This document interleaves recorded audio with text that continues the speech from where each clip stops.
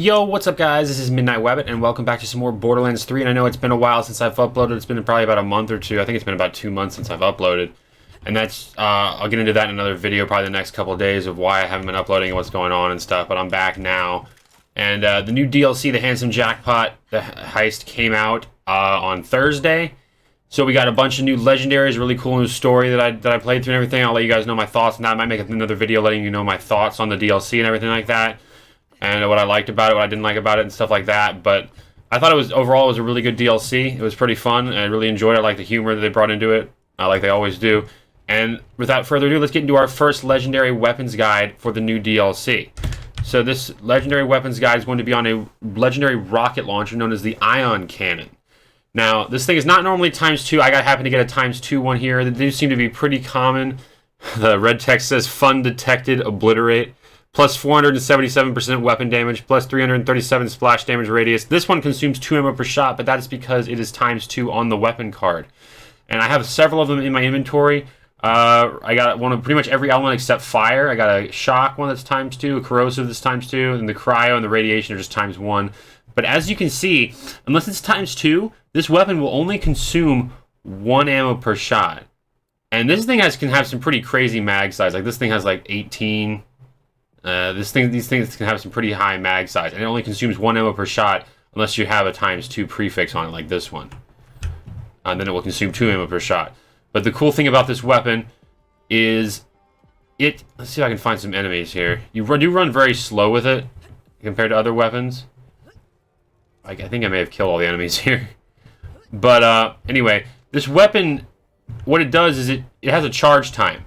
You know, see, I can't just fire it. It's like think of it like the Spartan laser from I can't talk from Halo. You know, like the Spartan laser, you charge it up and you fire. And it's a relatively slow-moving projectile, but it is a rocket launcher. It's not too slow-moving. This thing can actually score critical hits, which is one of the things that makes it so good. Besides the high base damage, this thing can actually score critical hits, which is really good. It has very, very high base damage as well. I believe this could potentially be the highest single-shot damage weapon in the game as of right now. I haven't tested it on Mayhem 4 yet, but this thing does a lot of damage. You can one-shot almost anything. You can do upwards of 1,000,000 damage with the right build. I haven't tried it on Moze either. Moze could really make great use of this weapon. With it being splash damage and stuff, you could probably get some ridiculously high damage numbers on Moze with this. So I'm definitely going to be messing around with that in the future. But yeah, real quick, let's show you guys where to go. I don't want to spoil anything, so if you guys haven't completed the DLC and you do want to complete it, I do recommend completing that first. This doesn't really spoil much, but it is an area in the DLC that kind of reveals some things about the story. So just like I said, I don't want to spoil that. So if you guys are interested in completing the story, I definitely recommend doing that first and come back and click on this video. And if you want to find out how to get the Ion Cannon later on. But without further ado, let's figure out how to get this thing. So what we're going to do, these are all the areas in the DLC. You're going to go to this area called Jack's Secret, which is a reactor core.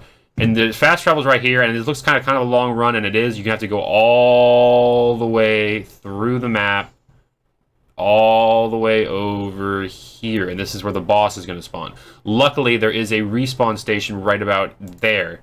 So you can actually respawn right there. Why won't it let me travel? Okay. There is a respawn station right next to it, so you will pretty easily be able to farm it. Just save and quit and hop right back in. We're going to travel there now, and I'm going to show you guys the route to take in order to get there. Alright, so I decided that while we're going to show you guys the route and how to get to the boss that you're going to farm to get this weapon, I decided to talk to you guys a little bit about the DLC and what I thought about it.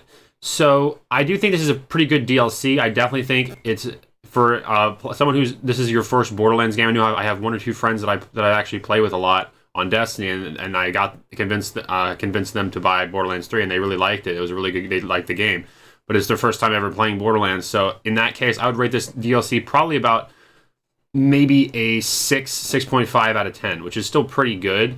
But if you've played all the Borderlands games like I have, and you know, because of the amount of references to Borderlands 2 and the pre-sequel in this DLC, and like little Easter eggs and stuff that they leave behind in this DLC that you wouldn't understand if you hadn't played those 2 games. I would rate this at least like an 8.5 out of 10.